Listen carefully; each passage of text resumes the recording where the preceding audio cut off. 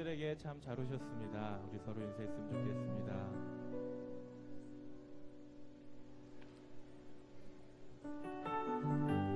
오늘도 우리 가운데 하나님의 크신 은혜로 우리 가운데 가득 부어주실 줄로 믿습니다. 그런 마음으로 우리 함께 기도로 예배 가운데 함께 나가기 원합니다. 함께 기도하시겠습니다. 하나님 감사합니다. 정말 우리의 삶을 일주일 동안 우리를 지켜주시고 다시 한번 주님 전에 하나님 우리의 발걸음을 인도해 주셔서 주님을 예배할 수 있도록 이 시간 우리 모든 시간들을 허락하심을 감사를 드립니다. 특별히 오늘은 종료주일입니다. 주님께서 우리 가운데 오신 하나님 정말 우리의 죄를 위하여 십자가에 달려 돌아가신 주님의 그 죽으심과 다시 한번 나의 죄를 위하여 다시 한번 죽으시고 다시 한번 부활하신 주님을 다시 한번 이 시간 우리가 묵상하고 그 주님을 만나는 귀한 시간 되게 하여 주시옵소서. 이 시간 오셔서 우리를 다스려 주시고 주님만 홀로 영광 받아 주시고 감사하며 예수님의 이름으로 기도합나이다. 아멘.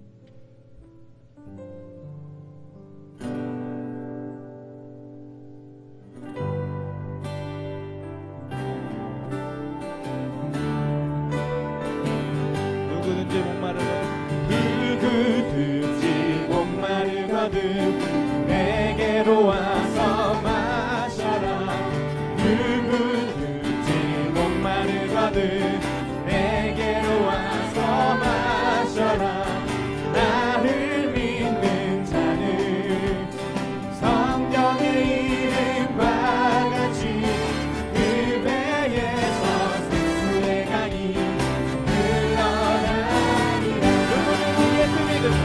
누구든지 예수 믿으면 구원을 얻으니. 누구든지 예수 믿으면 구원을 얻으니. 나를 믿는 자는 성경의 이름과 같이 그 배에서 생수의 강이 흘러나리라. 누구든지 예수 믿으면 영생을 얻으리로다. 누구든지 예수 믿으면 영생을 얻으리. 나를 믿는 자는 성경의 이름과 같이 그 배에서 생수의 강이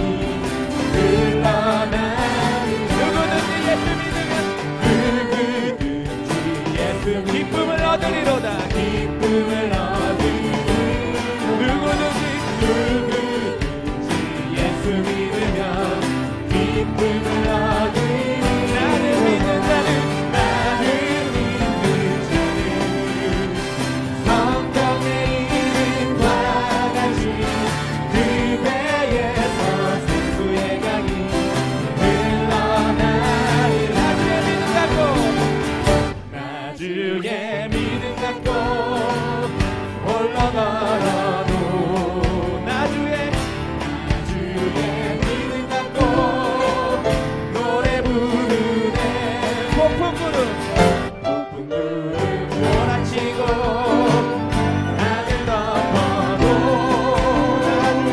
나주의 믿음 갖고 실망치 않네. 주는 내 친구 진실한 친구 세상 끝까지 주를 믿으니. 폭풍 구름 몰아치고 하늘 덮어도 나 주의 믿음 갖고 실망치 않네.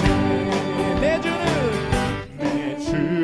선한 목자 나를 인도해.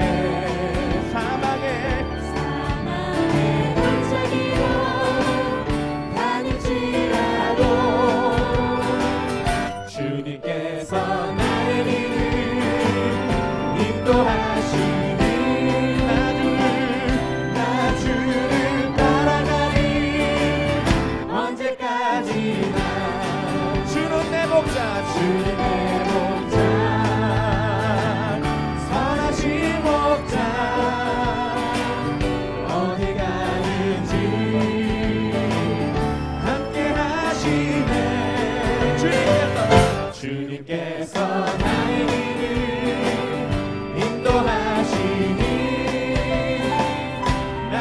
주를 따라가리 언제까지나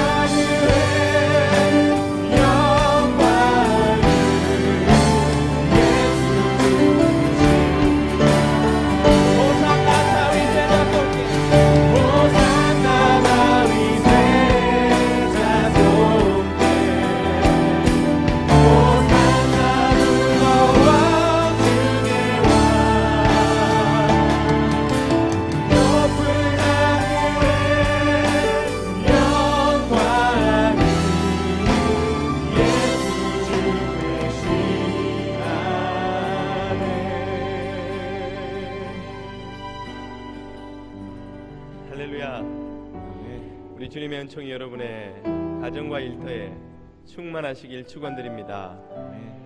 날씨가 너무 아름답죠? 여러분도 아름답고 앞뒤 좌우에 있는 분들에게 이렇게 한번 인사해 주십시오. 제가 만난 사람 중에 가장 아름다운 분입니다. 이렇게.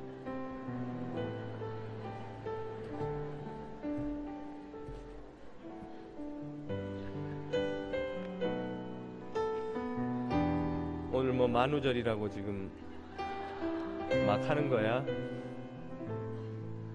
예, 진심으로 축복해 주시기 바랍니다. 예, 우리가 아름다운 분이라고 선포하면 또 그렇게 될 줄 믿습니다. 우리는 다 예수 그리스도의 보혈로 산 바 된 존귀한 자녀들인 줄 믿습니다. 네. 오늘 종료주일인데요, 이 종료주일에 드리는 예배를 통해서 주님께서 우리를 만나 주실 줄 믿습니다. 사랑하는 형제 자매들 안에 성령의 기름 부음을 부어주실 줄 믿습니다. 이 시간 다 함께 자리에서 일어나셔서 우리의 신앙을 고백하심으로 주님 앞으로 나아가겠습니다. 나는 전능하신 아버지 하나님 천지의 창조주를 믿습니다. 나는 그의 유일하신 아들 우리 주 예수 그리스도를 믿습니다. 그는 성령으로 잉태되어 동정녀 마리아에게서 나시고 본디오 빌라도에게 고난을 받아 십자가에 못 박혀 죽으시고 장사된 지 사흘 만에 죽은 자 가운데서 다시 살아나셨으며 하늘에 오르시어 전능하신 아버지 하나님 우편에 앉아 계시다가 거기로부터 산자와 죽은 자를 심판하러 오시리라. 나는 성령을 믿으며 거룩한 공교회와 성도의 교제와 죄를 용서받는 것과 몸의 부활과 영생을 믿습니다. 아멘.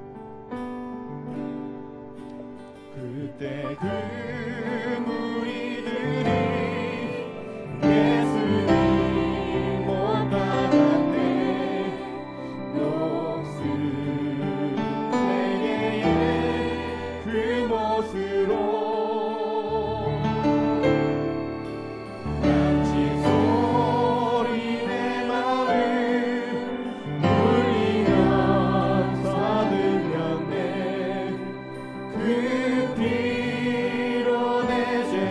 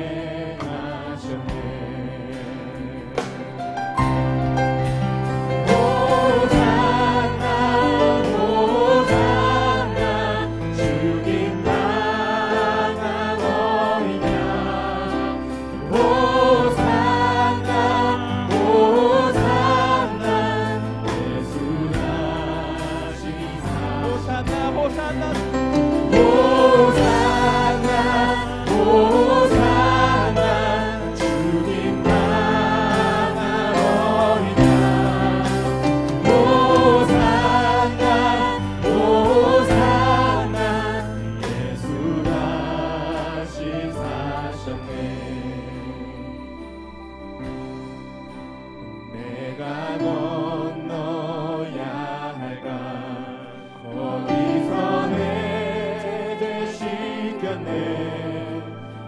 이제 주의 사랑이 나를 향해 흐르네.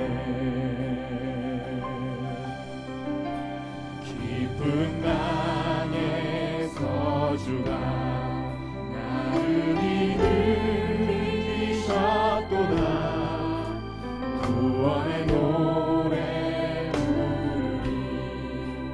예수 자유 주셨네. 호산나 호산나 주님 나는 어린 양. 호산나 호산나 예수 다시 호산나 호산나 호산나 주님 나간 어린 양. 호산나 호산나 예수 다시 사셨네.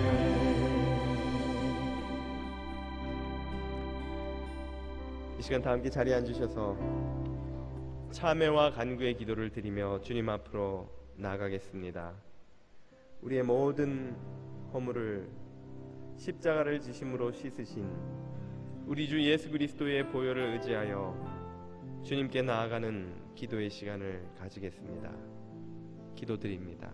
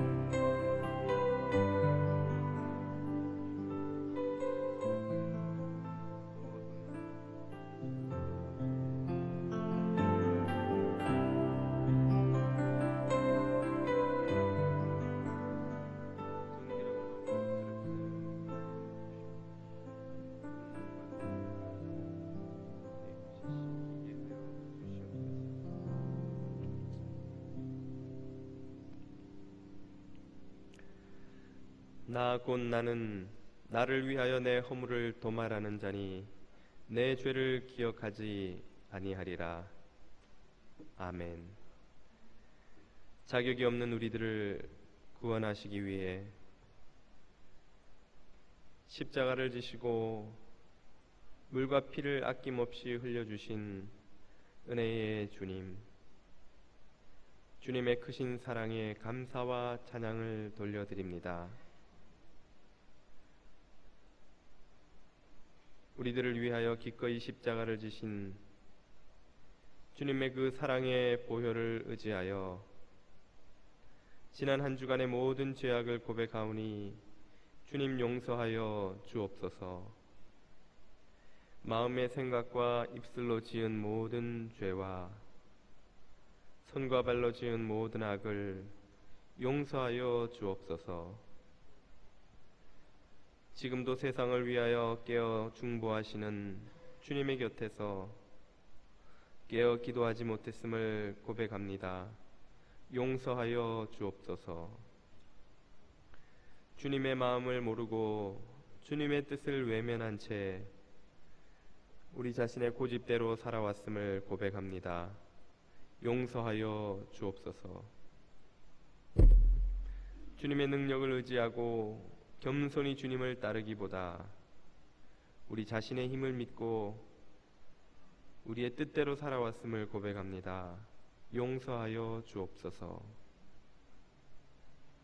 이 시간 사랑하시는 모든 자녀들의 심령을 그리스도의 보혈로 깨끗게 하여 주시어서 주님 예배하기 합당한 자로 새롭게 세워주시기를 간절히 기도드립니다. 종려주의를 맞이하게 하여 주신 주님께 감사를 드립니다. 세상을 위한 십자가를 지시려고 예루살렘에 입성하신 예수님의 뒤를 따르는 삶을 살도록 저희들을 인도하여 주옵소서.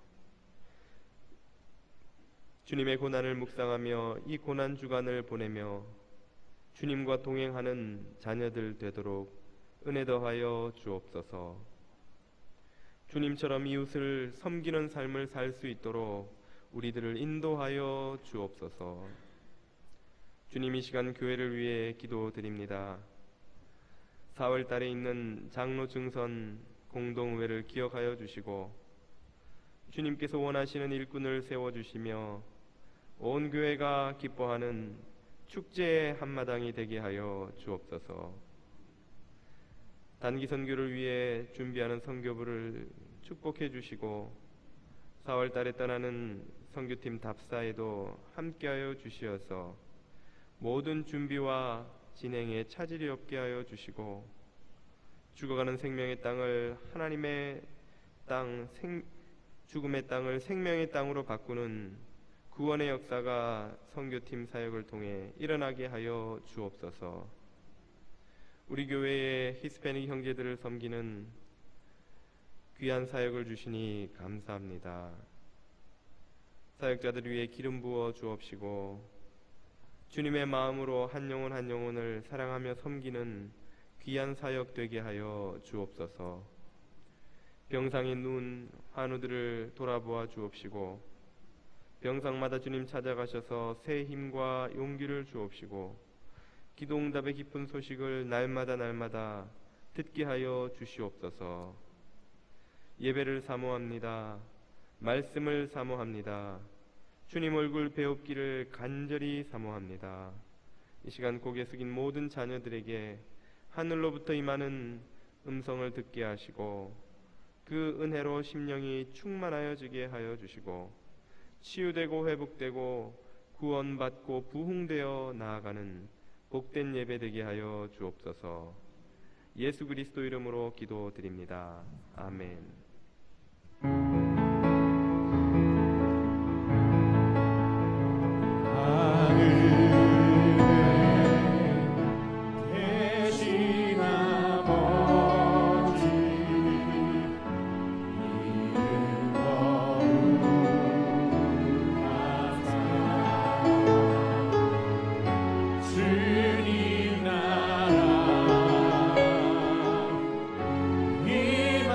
임하시고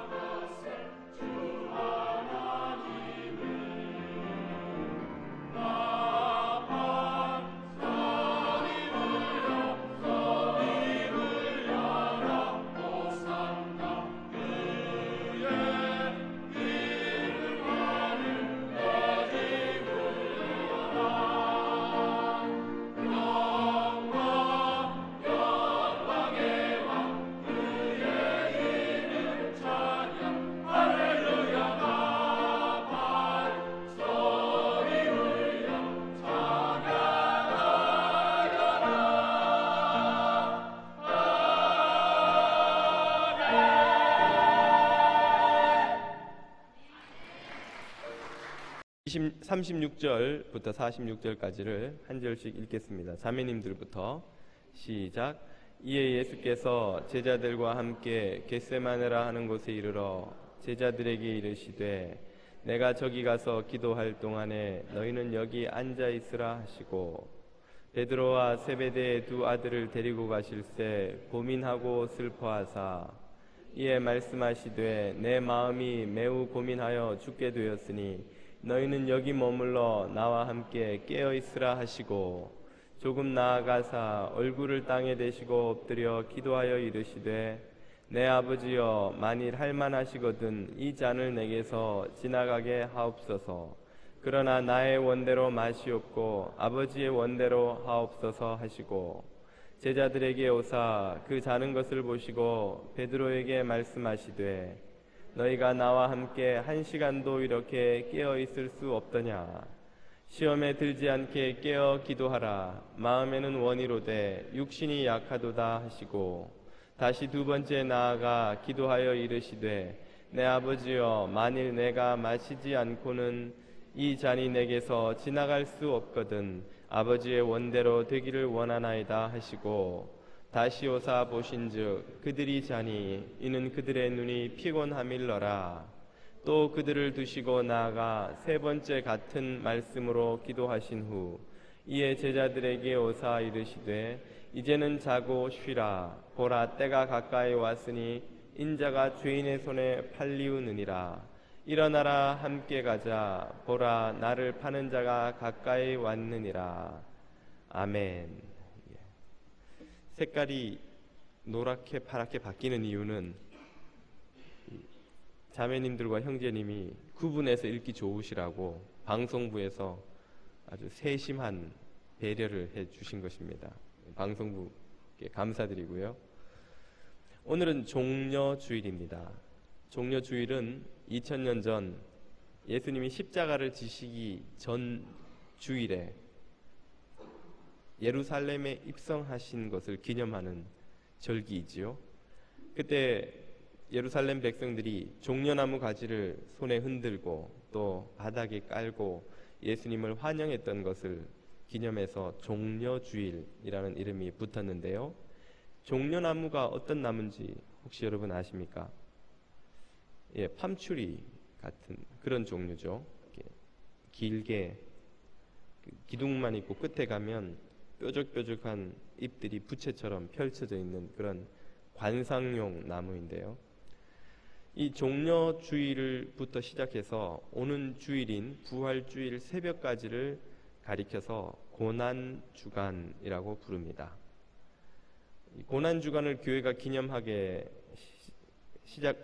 시작한 것은 한 3세기 경부터입니다.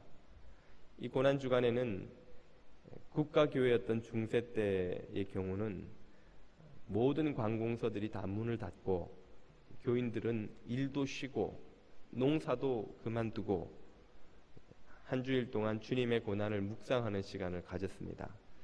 그러나 오늘날은 또 상황이 그렇게는 여의치 않기 때문에 교회나 전통에 따라서 다양한 방식으로 고난 주간을 지키지요. 우리 교회는 이번 주일에도 사순절 특별 기도회의 일환으로 예수님의 일주일간의 행적을 그날 새벽에 묵상하는 새벽 기도의 시간을 가지고 또 금요일 저녁 8시에는 성금요 예배를 팔팍 예배당에서 드리려고 합니다. 가능하시면 여러분도 금요일 저녁에는 금식을 하시고 성금요 예배에 참석해 주시면 좋겠습니다. 주님은 오늘 이 종료주일에 예루살렘에 입성하시고 월요일에 성전 정화를 하십니다. 화요일에는 바리새인들과 여러 문제를 놓고 논쟁하시면서 중요한 교훈들을 설교하시고 수요일에는 베다니로 물러가셔서 쉬십니다. 목요일 저녁에 제자들을 보내어 준비를 시킨 후에 최후의 만찬을 마가의 다락방에서 가지시죠. 그날 밤에 제자들을 데리고 겟세마네 동산에 가셔서 기도하신 후에 유다가 데리고 온 대제사장의 부하들에게 체포되십니다. 그리고 그 밤새도록 대제사장들과 빌라도와 헤롯에게 끌려다니시면서 신문 받으시고 고문 받고 마침내는 사형 선고를 받으신 후에 금요일 오전 9시에 십자가에 달리십니다. 그리고 오후 3시경에 숨을 거두시죠. 해지기 전에 예수님은 아리마대 요셉의 무덤에 묻히시고 금요일 밤, 토요일 밤을 지내신 후 주일 새벽에 부활하십니다.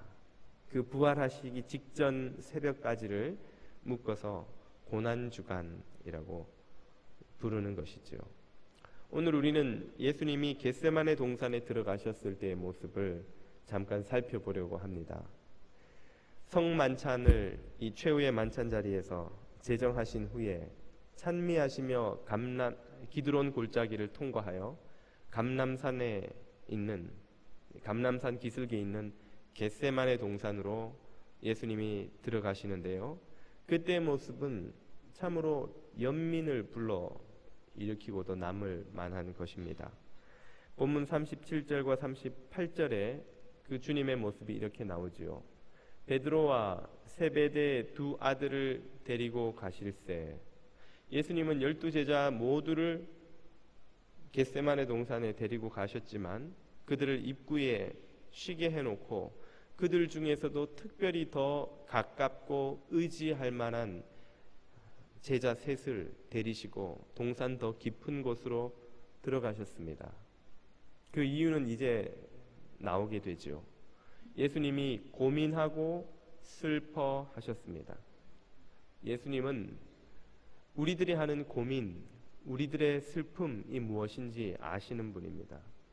그분이 그토록 극심한 고민과 슬픔으로 죽을 정도로 고통스러웠던 경험이 있으셨기 때문이죠.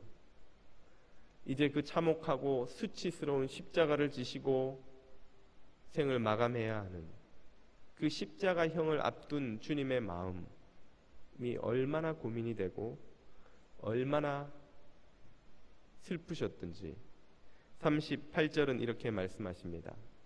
이에 말씀하시되 내 마음이 매우 고민하여 죽게 되었으니 죽을 것 같으니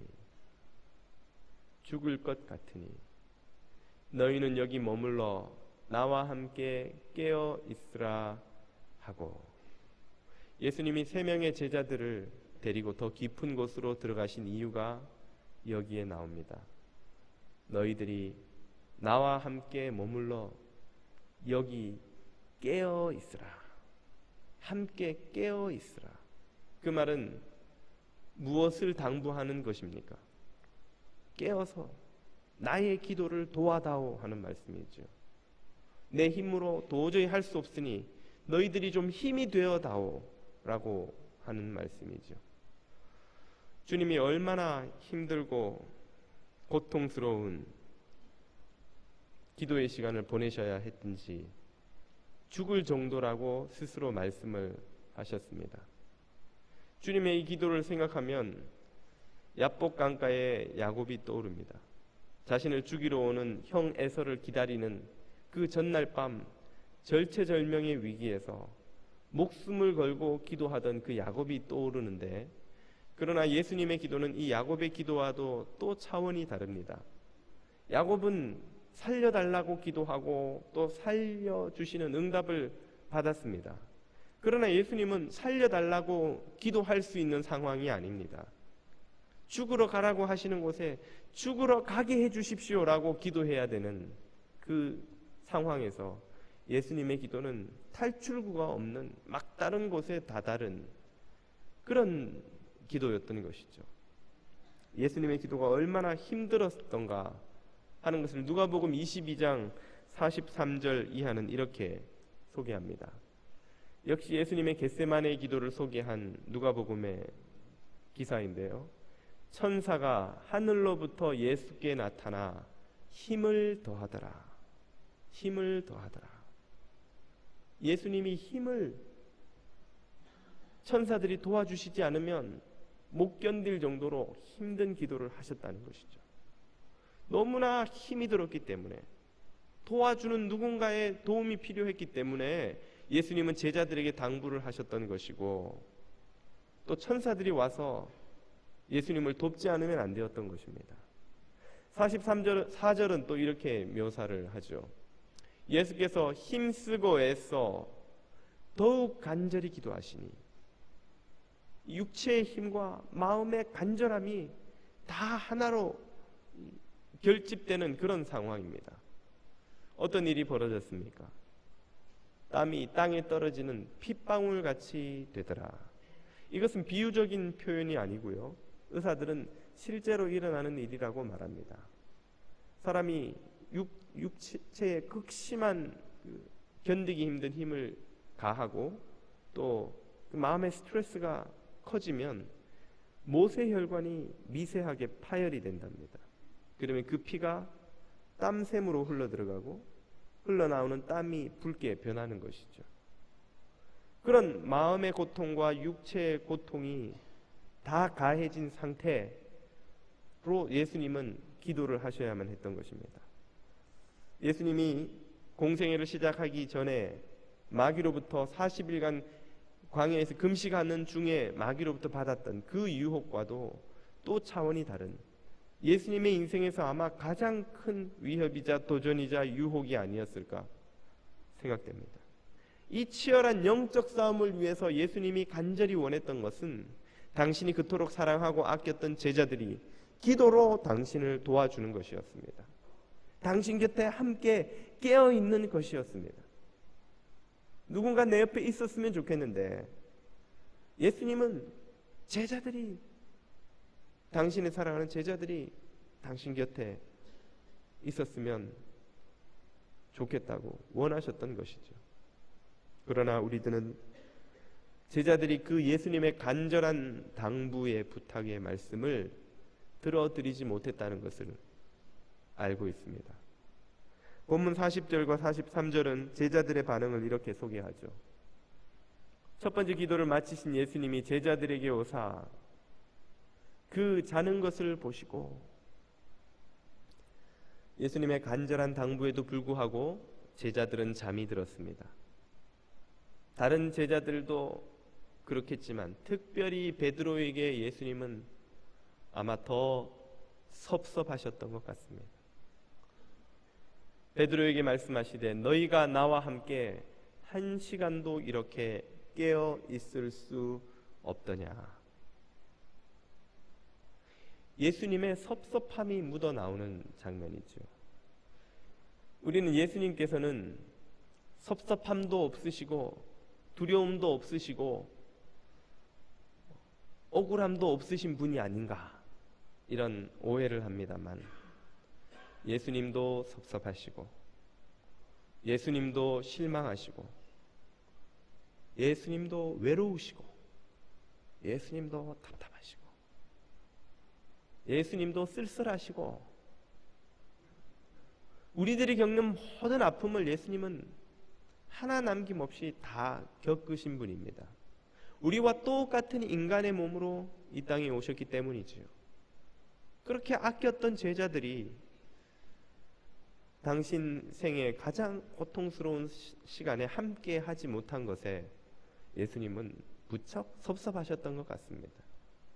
그들을 깨우고 두 번째 기도를 하러 가신 후 43절을 보면 다시금 그들의 모습을 이렇게 발견하죠. 다시 오사 보신즉 그래도 그들이 자니 이는 그들의 눈이 피곤함일러라. 이제 예수님은 깨우는 것을 포기하시고 세 번째 기도의 싸움을 싸우러 나아가십니다. 저는 이 구절을 읽으며 이 일이 베드로에게 얼마나 큰 마음의 짐이 되었을까 하는 그런 생각을 하게 됩니다. 초대교회 수장이 된 베드로가 예수님의 고난에 대해 수도 없이 설교하지 않았겠습니까?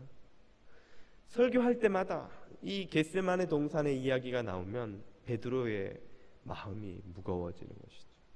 말꼬리가 후려집니다. 주님이 그렇게 땀방울이 핏방울이 되도록 기도하실 때에 나는 그 옆에서 자고 있었습니다. 나는 주님의 부탁을 들어드리지 못했습니다. 아마 베드로가 3번 예수님을 부인한 것보다 그 못지않은 마음의 무거운 짐이 되지 않았을까 그런 생각을 해봅니다. 주님은 이 시대에도 당신 곁에서 깨어 기도하며 하나님 나라를 위해 일할 일꾼들을 찾고 계십니다. 나와 함께 깨어 있으라. 그러나 오늘날에도 여전히 많은 그리스도인들은 그 제자들처럼 주님의 곁에서 영적 잠에 빠져 있습니다. 주님은 제자들을 파송하시면서 말씀하시기를 추수할 곡식은 많되 일꾼은 적으니 아버지께 기도하여 일꾼을 보내어 주소서 하라.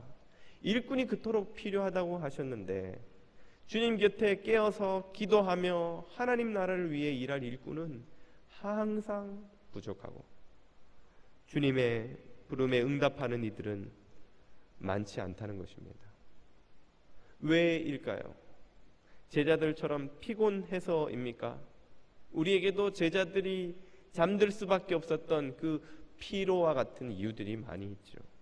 바쁘고 피곤하고 비즈니스도 힘들고 가정 하나 돌보기도 어려운데 내가 어떻게 깨어 기도하고 주님 곁에서 헌신하는 이가 될 수 있겠는가? 제자들이 예수님 곁에서 잠에 들 수밖에 없었던 이유를 본문은 피곤해서라고 하지만 그것은 진짜 이유가 될 수는 없습니다. 왜냐하면 피곤하기로 따지면 예수님이 제자들보다 덜 피곤했을까요?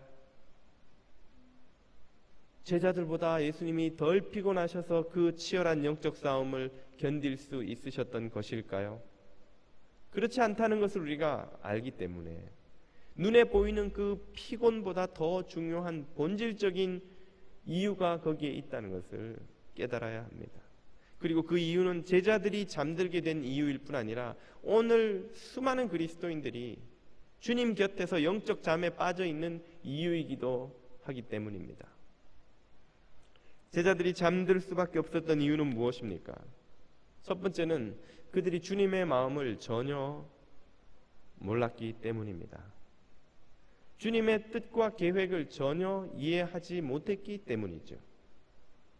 예수님은 이 예루살렘에 입성하시기 전에 3번이나 당신의 순환과 죽으심과 부활을 예고하셨습니다. 그리고 그 죽음의 의미가 무엇인지를 이 겟세마네 동산에 들어오기 직전에 최후의 만찬 자리에서 그들에게 설명해 주셨습니다. 성만찬을 제정하시면서 당신의 몸이 찢기시고 피를 흘리시는 것이 유월절 어린 양과 같이 수많은 백성들의 죄를 씻고 그들을 구원하시기 위함이라는 것을 제자들에게 누누이 설명해 주셨습니다. 그런데 제자들은 그 예수님의 말씀을 전혀 이해하지도 깨닫지도 못했습니다. 왜입니까? 그들의 마음속에는 지금 예수님이 예루살렘에 들어가셔서 왕이 되면 누가 더 높은 자리에 올라가서 누가 더 영광을 누릴 것인가 하는 헛된 생각이 가득했기 때문입니다.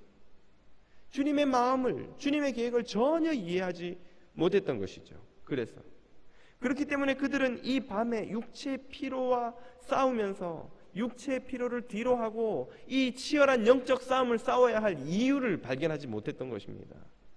예수님은 당신을 보낼 수밖에 없었던 아버지 하나님의 마음을 알았습니다.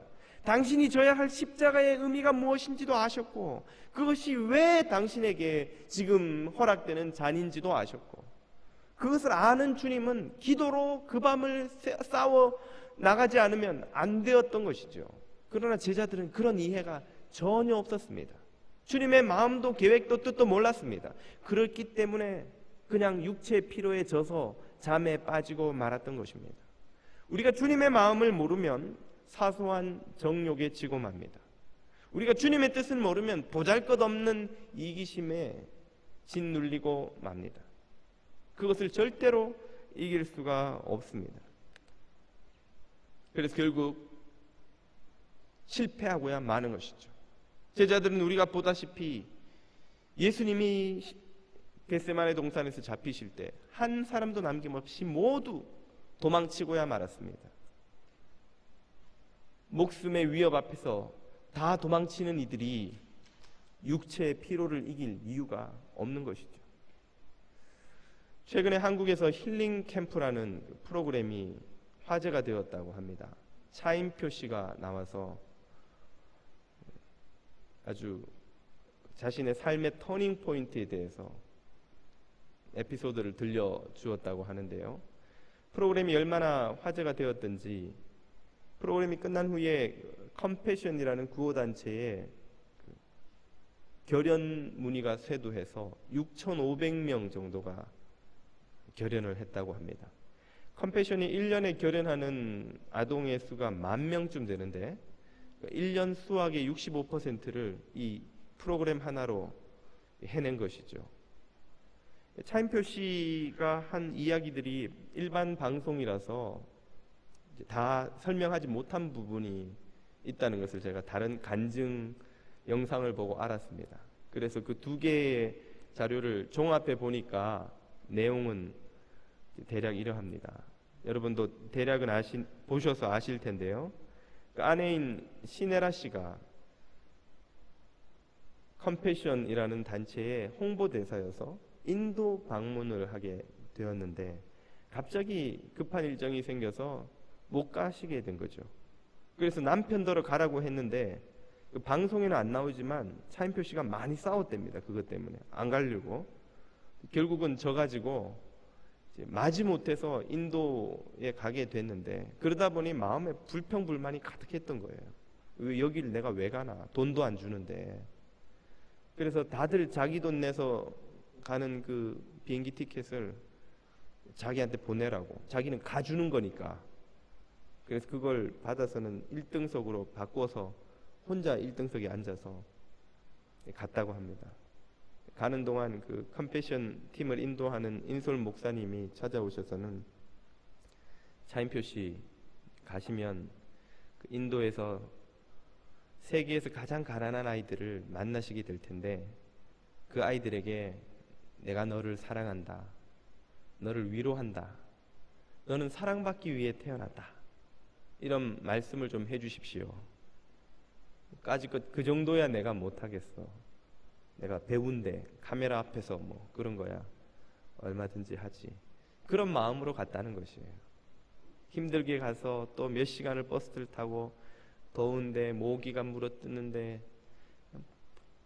처음부터 끝까지 그냥 불평 불만을 가슴에 가득 품고 갔다가 그 시골에 있는 어느 교회에 도착하니까 아이들이 올망졸망 앉아서 기다리더랍니다. 그래서 한 아이를 붙들고 이제 카메라 앞에서 그 준비된 대사를 딱 하려고 아이 손을 잡았는데, 방송에서는 그 이야기가 안 나옵니다만 차인표 씨는 그때 자신의 마음속에 태어나서 지금껏 40년이 넘게 기독교인으로 살았지만 한 번도 듣지 못했던 예수님의 음성을 들었다는 것입니다.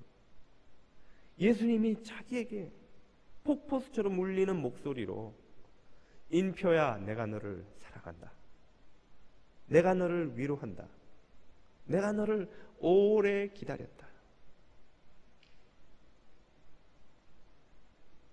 얼마나 힘이 드냐, 얼마나 외로우냐. 내가 너를 오래 기다렸고 사랑해왔다. 그 말씀이 폭포수처럼 쏟아져 들어와 마음에 울리더라는 것입니다. 그때 차인표 씨는 주님의 마음을 알게 되었습니다. 주님이 나를 어떻게 여기시고 얼마나 사랑하시고 얼마나 놀라운 계획을 가지고 계신가 하는 것을 깨닫게 된 것이죠. 그날 이후로 차인표 씨의 인생이 180도로 턴하게 되었다, 바뀌게 되었다고 말합니다. 그 전에 차인표 씨는 어떻게 하면 돈을 더 많이 벌어서 더 멋있게 멋진 인생을 사는가 하는 것에 마음이 온통 가 있었고, 그저 관심이란 주식에 하루 종일 주가가 얼마나 오르느냐 이런 것에만 마음이 가 있었는데, 그 후에는 그 모든 것들이 다 사소한 것이 되고 말았다는 것입니다. 이제는 배고픈 아이들, 우는 사람들, 북한의 아이들, 이 아이들이 눈에 밟히고 아이들이 생각이 나서 다른 것은 생각할 수가 없다는 것이죠. 차인표 씨 가정에 있는 두 딸은 입양해서 키우는 딸들이라고 합니다. 봉사하러 나갔다가 아이들이 자꾸 눈에 밟혀서 그러면 데리고 오자. 그래서 두 아이를 데리고 와서 키우고 있다고 합니다. 많은 아이들을 결연하여 후원하고 또 돈 한 푼 안 나오고 자기 돈 쏟아 부어가면서 컴패션 홍보하러 쫓아다니고, 이제 자신의 가장 중요한 일은 구걸하러 다니는 거라는 거죠. 컴패션에 결연 좀 해주세요. 우리 아이들 좀 결연해 주세요. 그것이 자신에게 이제 가장 중요한 일이 되었다고 고백합니다. 그러면 예전에 부유한 친구들과 화려한 생활을 하던 그 생활이 그립지 않는가? 그때보다 지금이 10,000배쯤 행복하다고 합니다. 아이들과 함께 사는 그 삶이 10,000배쯤 행복하다는 것이죠. 차인표 씨가 하나님의 나라를 위해서 일하게 된 비밀은 무엇입니까? 주님의 마음을 알게 된 것입니다. 주님의 뜻을 깨닫게 된 것이죠. 바로 이것이 연약한 자들이 주님의 일꾼으로 쓰임받게 되는 비밀입니다. 주님의 뜻을 모르면, 주님의 마음을 모르면 깨어 있을 수 없습니다. 그러면 정욕을 이기는 삶을 살 수 없습니다. 이기심의 울타리를 뛰어넘는 삶을 살 수 없습니다. 주님의 마음을 깨닫게 되면 기도할 이유를 발견하게 되는 것이죠. 주님의 마음을 깨닫게 되면 하나님 나라를 위해 살아야 할 이유를 발견하게 되는 것이죠. 그때에서 우리는 우리를 짓누르고 늪처럼 수렁처럼 끌어들이는 정욕과 탐욕과 어리석음의 손길을 뿌리치고 주님 나라를 위하여 깨어 기도하는 일꾼이 될 수 있는 것입니다. 잃어버린 영혼을 찾으시며 우는 자들의 눈물을 닦으려 독생하신 아들을 보내신 주님의 마음을 깨닫는 이것은 은혜로만 되는 것인 줄 믿습니다. 그렇기 때문에 예수님은 제자들을 오랫동안 가르치시며 그들을 위해 기도하시며 그리고 기다려 오셨던 것입니다. 그 예수님의 기다림은 오순절 성령 세례 이후 응답이 되어서 1시간도 깨어 기도하지 못했던 이 제자들이 목숨을 걸고 밤을 새워 부르짖으며 교회를 통해 하나님의 구원의 손길이 온 세상에 퍼지도록 부르짖는 초대교회의 위대한 믿음의 일꾼들이 되었습니다. 주님은 오늘도 하나님 보좌 우편에 앉으셔서 이 땅을 위하여 중보하고 계시며 구원의 손길을 펴고 계시는 줄 믿습니다. 그리고 나와 함께 깨어 있으라 하시는 일꾼을 찾으시는 줄 믿습니다. 바로 저와 여러분들이 그러한 깨어 기도하는 일꾼 될 수 있게 되기를 축복합니다. 제자들이 깨어 기도하지 못했던 또 하나의 이유가 있습니다. 그것은 그 제자들이 바로 자신들의 힘을 의지하고 있었기 때문입니다. 예수님이 제자들의 배신을 예고하시자 제자들이 어떤 반응을 보였는지 한번 보십시오. 35절, 우리가 오늘 36절부터 읽었죠. 바로 직전에 겟세마네 동산에 들어오기 직전에 기드론 골짜기를 지나면서 그들이 예수님의 말씀을 듣고 뭐라고 했습니까? 베드로가 이르되 내가 주와 함께 죽을지언정 주를 부인하지 않겠나이다 하고 모든 제자도 그와 같이 말하니라. 이들이 지금 믿고 있는 것은 자신들의 의지입니다. 자신들의 열정이에요. 자신들의 사랑입니다. 자신들의 결단입니다. 주님, 저를 보십시오. 이렇게 주님을 사랑하고 열정을 가지고 헌신하는 제가 어떻게 주님을 배신할 수 있겠습니까? 저를 보세요, 저를. 그들은 자기를 봤습니다. 자기가 믿을 만하다고 생각했습니다. 자기 생각이 옳고 자기 판단이 맞고 자기 힘이 필요하고 자기 주장이 맞고 자기 열정이 필요하고 자기가 아니면 일이 안 되고 자기가 뭘 해야 일을 할 수 있을 거라는 그런 어리석은 생각에 빠져 있었습니다. 그것이 얼마나 헛된 자만이며 착각이며 환상이며 신기루였는지 깨닫는 것은 그리 오래 걸리지 않았습니다. 예수님을 잡으러 온 사람들 앞에서 모두 다 도망치고 말았기 때문입니다.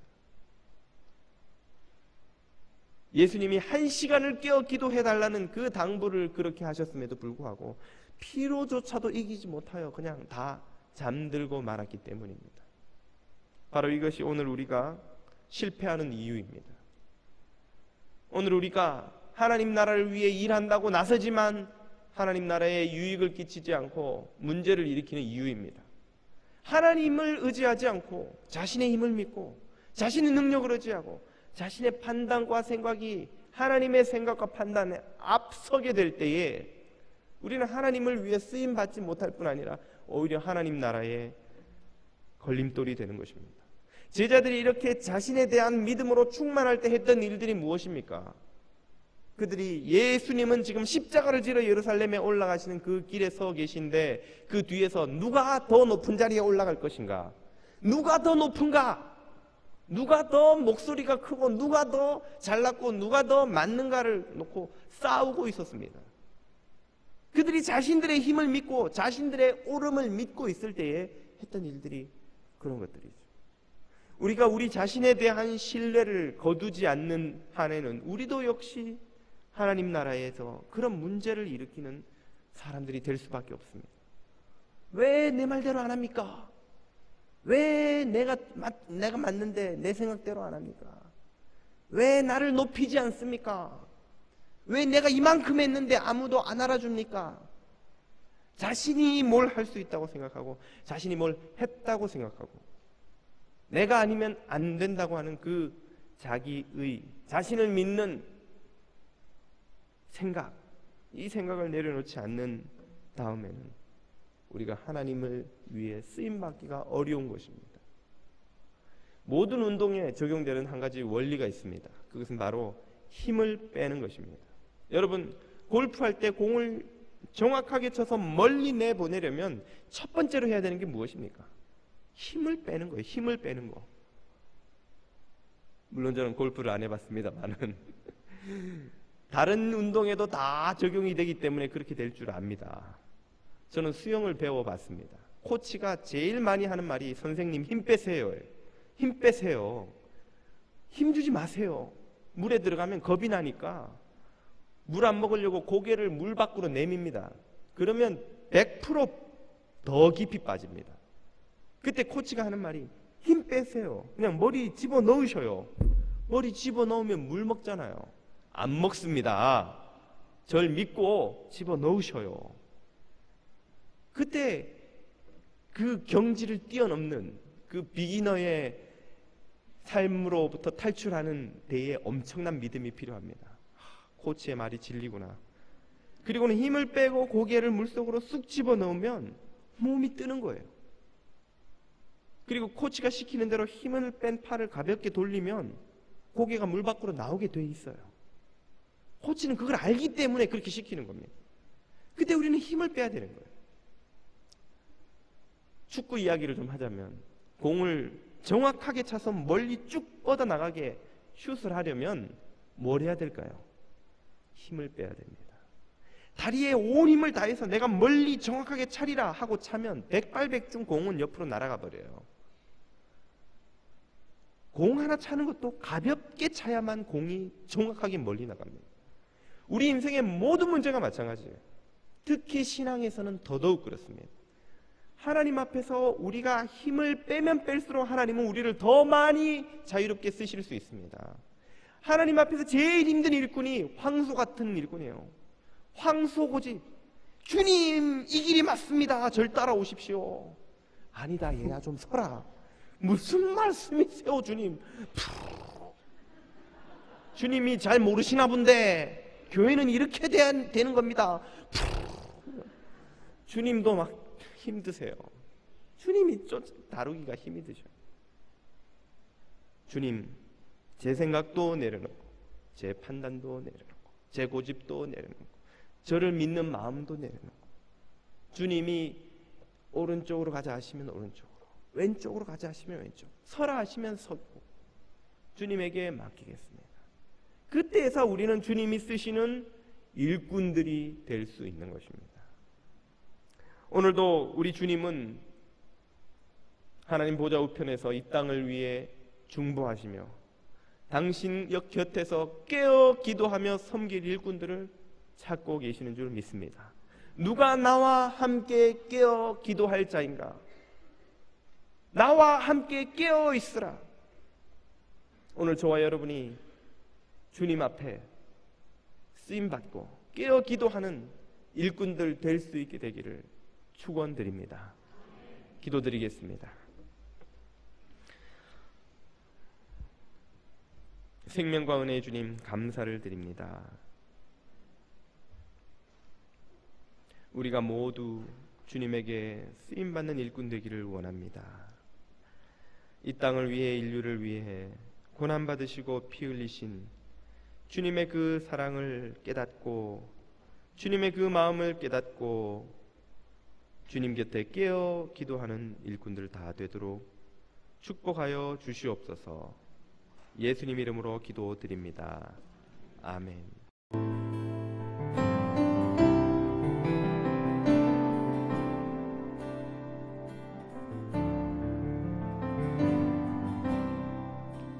약한 나로 강하게 가난한 날 구하게 누워 날 볼 수 있게 주에게 행하시네.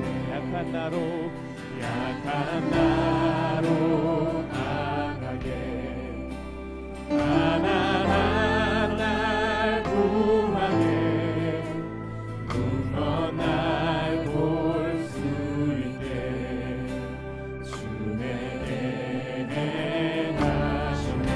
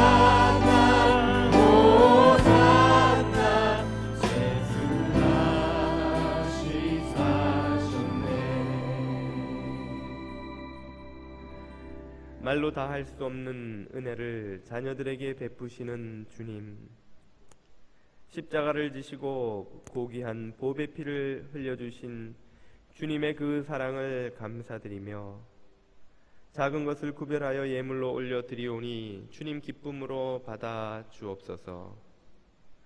주의 자녀들의 간절한 부르짖음을 귀 기울여 들어주시어서 가정과 일터와 건강과 자녀와 신분과 결혼과 인생의 모든 문제들을 놓고 간구하는 자들마다 도움을 얻고 응답받는 은혜 허락하여 주옵소서. 예수 그리스도 이름으로 기도드립니다.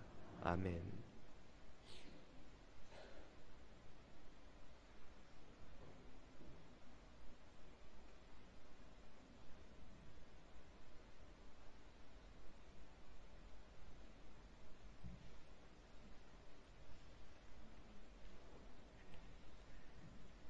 교회 소식을 전하겠습니다. 주보의 소식란을 참고해 주십시오. 오늘 저희 교회를 방문해 주신 새가족 여러분들을 진심으로 환영합니다. 여러분 앞에 있는 카드를 작성하셔서 등록을 신청하실 수 있겠습니다. 허민환, 허태경 집사님 4분 가정 오늘 등록해 주셨습니다. 마치고 새가족실에 들러주시면 인사드리고 기도하는 시간을 가지겠습니다. 사순절 특별 새벽 기도회가 계속되고 있는데요. 이번 주간에는 마지막 주간으로 고난주간 기도회로 가지겠습니다. 주님의 매일매일의 행적을 묵상하는 새벽 기도를 가지고요. 금요일에는 8시에 팔팍 예배당에서 성금요 예배를 드리도록 하겠습니다. 13기 새가족 교육이 5주차 과정 일정으로 오늘부터 매주일 5시 30분에 팔팍 예배당 친교실에서 있습니다. 12, 13면을 참고해 주셔서 아직 새가족 교육을 수료하지 못하신 분들은 이번 기회에 꼭 수료해 주시기 바랍니다. 여름학교 등록이 시작되었습니다. 자녀들을 많이 참여시켜 주시고요. 4월 15일, 22일 2주간 예고드린 대로 장로 10인 증선을 위한 공동의회가 있습니다. 주보에 10면, 11면을 참고하셔서 많이 관심 가지시고 참고해 주시기, 기도해 주시기 바랍니다. 2012년도 여름 단기 선교 모집이 오늘까지 계속됩니다. 나가시는 길에 선교부에서 준비한 부스가 있는데요. 문의만 하셔도 되고요. 또 등록도 하셔도 되겠습니다. 역시 단기 선교를 위해서 많이 관심 가지시고 기도해 주시기 바랍니다. 교회 소식을 마칩니다. 다 함께 자리에서 일어나셔서 찬송을 드리며 나아가겠습니다.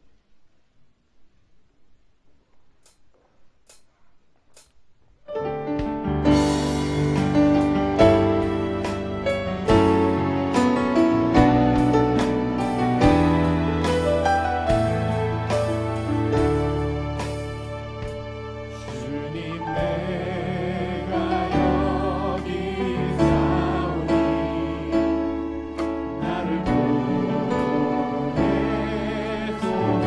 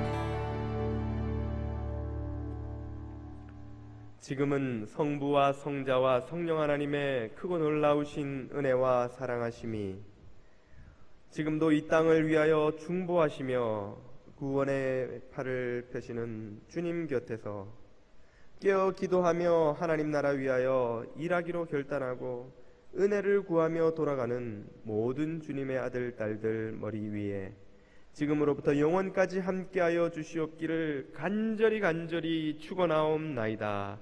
아멘.